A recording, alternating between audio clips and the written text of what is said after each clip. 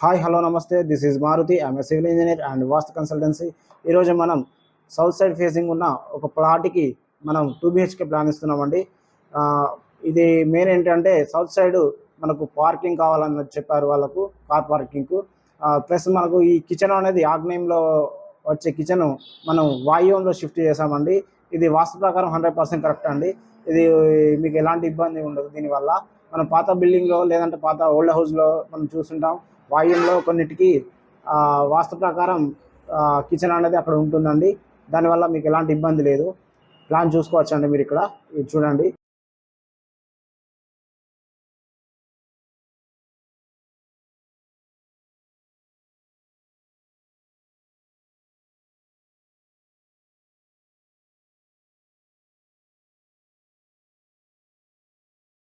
Please subscribe my channel, like and share.